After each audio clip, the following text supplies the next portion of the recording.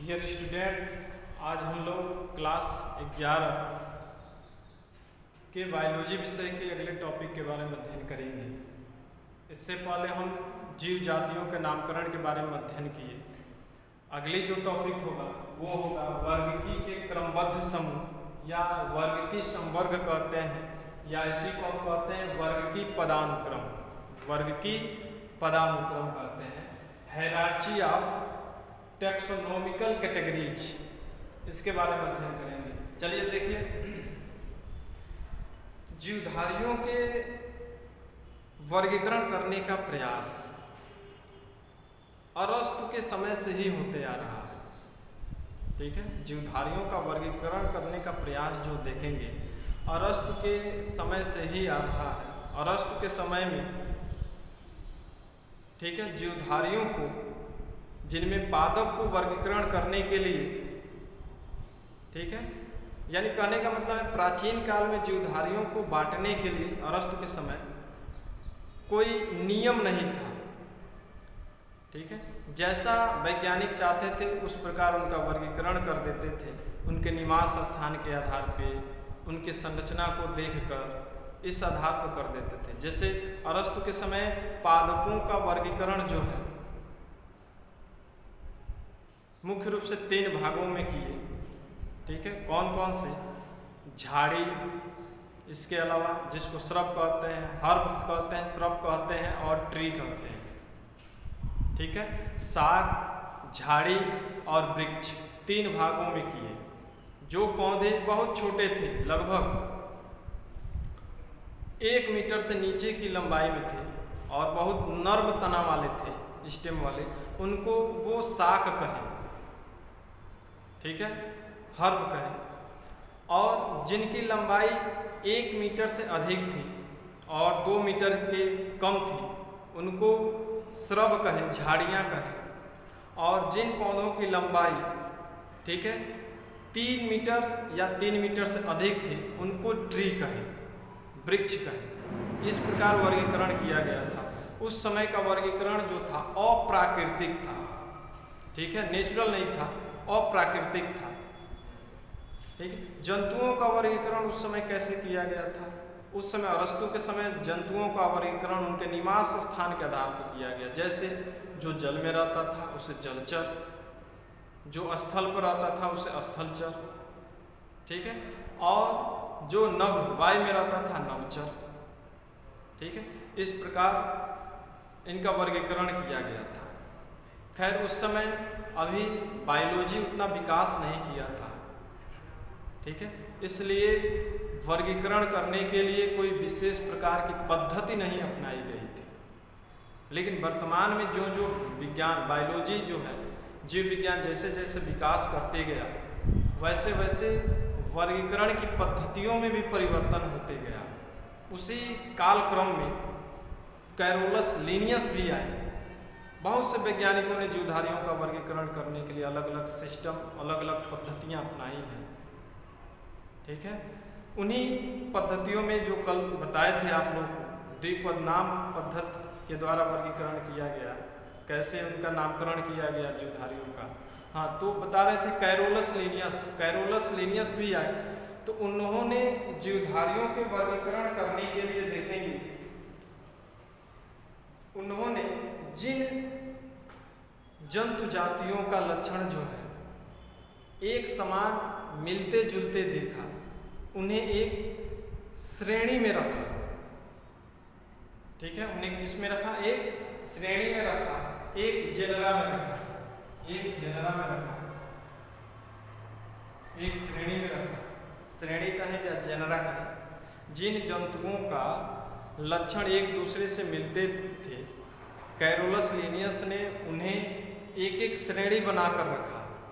ठीक है, इन श्रेणियों को 6 वर्गों में बांटा। इन श्रेणियों को 6 वर्गों में बांटा। ठीक है, कौन कौन से हैं वो 6? ठीक है, पहला है मैमेलिया,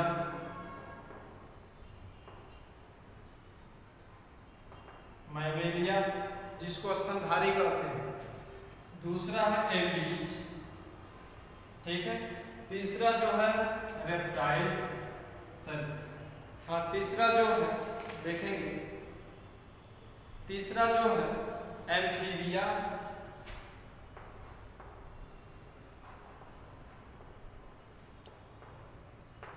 एम्फीबिया, ठीक है।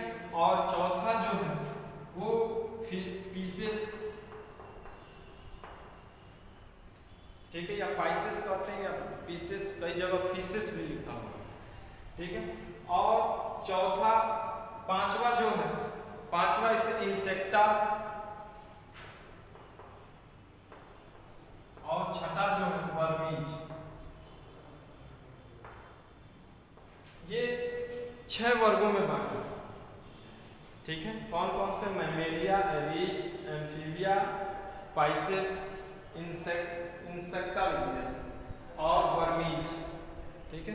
ये 6 वर्गों में प्रारंभ में कैरोलस लिनियस ने, ठीक है, अपने वर्गीकृत किए गए जेनरा को यानी श्रेणी को 6 वर्गों में बांटा, 6 भागों में बांटा। इसके अतिरिक्त देखेंगे धीरे धीरे जब बायोलॉजी का विकास हुआ तो वर्गीकरण की पद्धति में कुछ सुधार आए, और सुधार होते होते, ठीक है, मुख्य रूप से 7 प्रमुख, ठीक है, मुख्य रूप से 7 प्रमुख समूहों की अथवा श्रेणियों की, ठीक है, मान्यता मिली।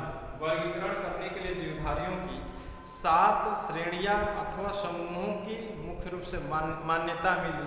वो 7 ये हैं। इन्हीं के आधार पर जीव जातियों को वर्गीकरण किया गया, ठीक है।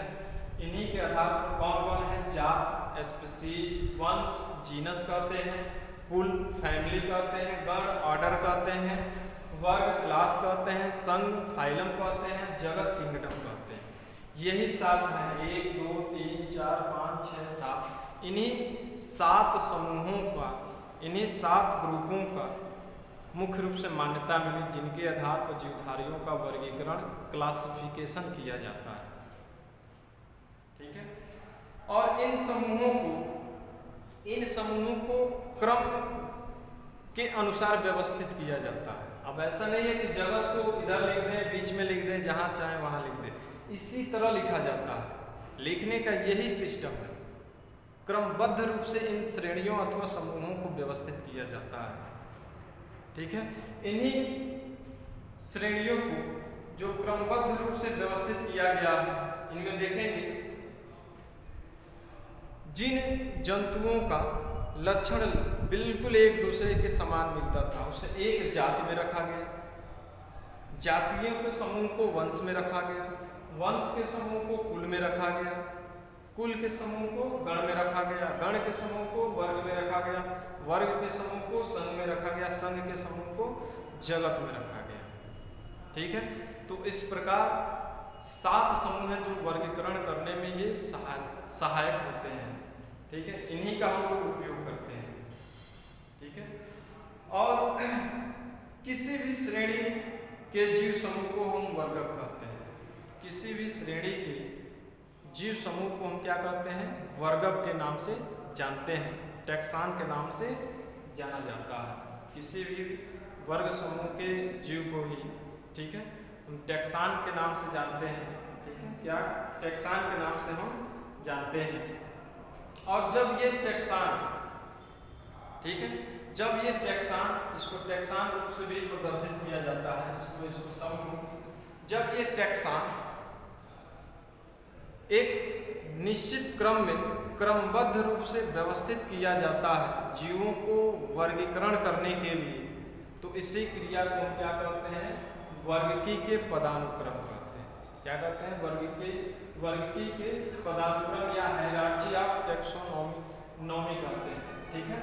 और इन्हीं पदों का उपयोग हम लोग वर्गीकरण में करते हैं, ठीक है। जैसे एग्जाम्पल के रूप में देखेंगे, वर्गीकरण में सबसे छोटी इकाई जो होती है जाति होती है, स्पीशीज।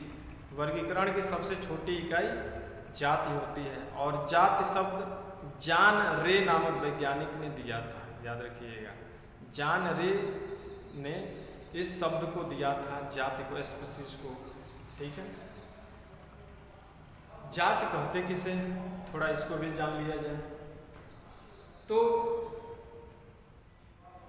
जंतुओं के ऐसे समूह जिनके सदस्य एक दूसरे से लैंगिक क्रिया करके अपने ही समान अगले संतान को जन्म देते हैं, उन्हें हम क्या कहते हैं, जाति कहते हैं। जैसे मानव एक जाति हुआ, यह लैंगिक क्रिया करके अपने ही जैसे संतान को जन्म देता है। क्या मानव दूसरे जाति को जन्म देता है? जैसे मानव सुअर के बच्चे का कुत्ते के बच्चे को जन्म देता है? नहीं देता है, क्योंकि कुत्ते के बच्चे सुअर के बच्चे जो होते हैं वो अलग जाति के होते हैं। तो जाति जो होते हैं, ठीक है, अपने ही जैसे सदस्यों को लैंगिक क्रिया करके जन्म देते हैं। ठीक है, तो ये जाति हुआ। देखेंगे कि यहाँ पर एक एग्जाम्पल के माध्यम से हम समझाएंगे तब क्लियर होगा। एग्जाम्पल के माध्यम से यहाँ जब समझाएंगे तब ये बातें क्लियर होगा। देखिए जगत पहले लिखे, किंगडम है, ठीक है, जगत कहते हैं। जगत के बाद जो आता है पद, वो होता है संघ, फाइलम, उसके बाद वर्ग, क्लास कहते हैं। उसके बाद आता है गण, ऑर्डर, उसके बाद कुल, फैमिली कहते हैं। उसके बाद आता है वंश, इसको जीनस कहते हैं। और ये है जाति, ठीक है, जिसे स्पीशीज कहते हैं। ये यहाँ पे हम मानव के वर्गीकरण बता रहे हैं एग्जाम्पल के रूप में। देखिए मानव जो है यह किस जगत के अंतर्गत आता है? तो एनिमेलिया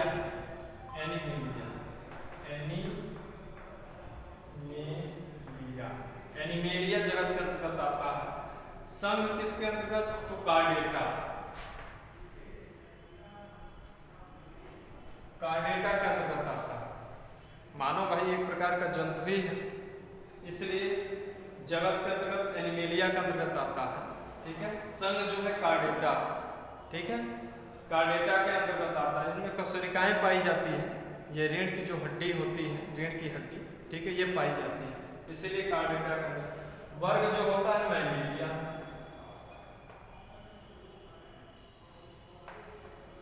में स्तनधारी, इनके सभी सदस्यों में स्तन पाए जाते हैं। ठीक है, गण जो होगा, ये जो होगा प्राइमेट्स, और कुल जो होगा वो होगा होमोनिडी, ठीक है, और वंश जो होगा होमो, और जाति जो होगा स्पीशीज।